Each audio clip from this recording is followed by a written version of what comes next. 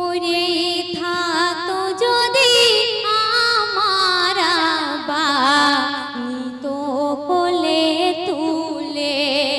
শিশু নবী বলছে ওরে থাকতো যদি আমার আব্বা নিত কোলে তুলে। ও সে আদর করে জড়িয়ে ধরে দিত চুমা দুগালে। থাকতো যদি আমার আব্বা নিত কোলে তুলে।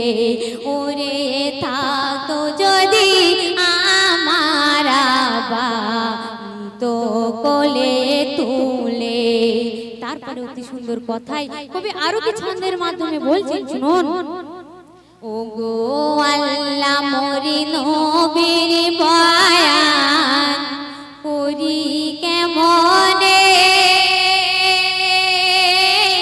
এত দুঃখ ছিল নবীর সারা জীবনে।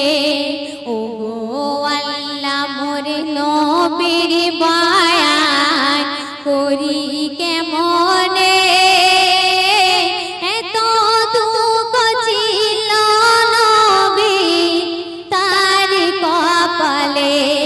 ও সে এতিমি হালে এলো নবী, ও সে এতিমি হালে এলো নবী মা আমিনার কোলে।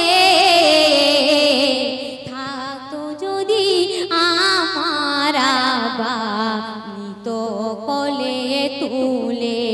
ওরে থাকতো যদি আমার আব্বা নিত কোলে তুলে।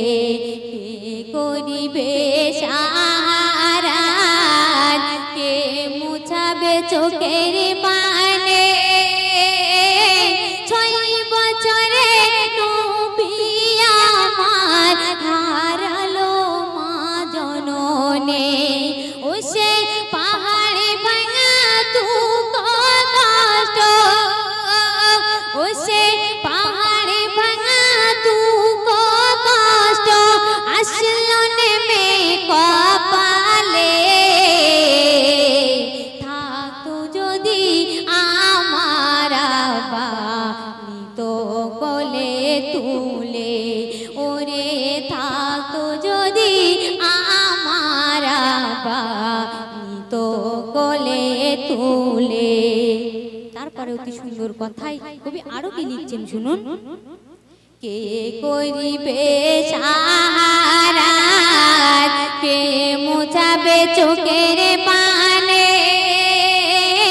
6 বছরে নবী আমার হারালো মা জননে। ও সে পাহাড়ে ভাঙা দুঃখ কষ্ট, ও সে পাহাড়ে ভাঙা দুঃখ কষ্ট আসলো নেমে কপালে। থাকতো যদি আমার আব্বা নিত কোলে তুলে। ওরে শিশু নবীর কান্নাতে বুক ভিজে যায়, আর কচি মুখে কান্না দেখে সবাই করে হাই হাই।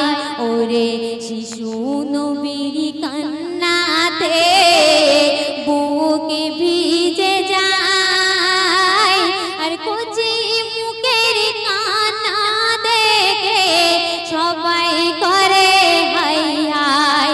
ওরে কে খাওয়াবে কোথায় থাকবে, ওরে কে খাওয়াবে কোথায় যাবে এই এতিমি ছেলে রে।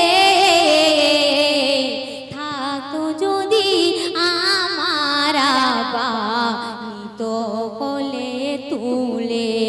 ওরে থাকতো যদি আমার আব্বা নিত কোলে তুলে। যারে ধ্যানে মনে গোপনে স্বয়ং আল্লাহ রয়েছে, সেই নবীর জীবনে বড় কষ্ট দিয়ে আল্লাহ প্রমাণ করেছে ও যে আমার শ্রেষ্ঠ রাধন।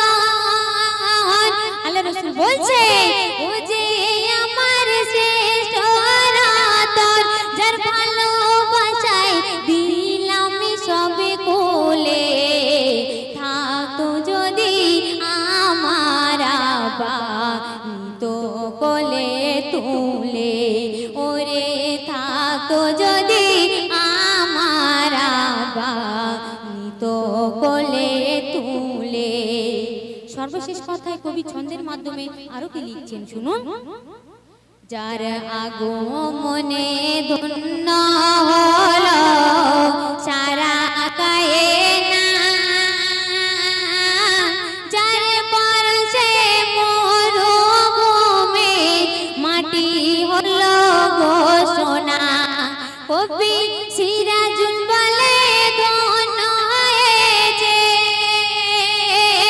কবি সিরাজুল বলে ধন্য হয়েছি, আর ধন্য হব তোমায় পেলে, থাকতো যদি আমার তো কোলে তুলে, ওরে থাকতো যদি আমার তো কোলে তুলে।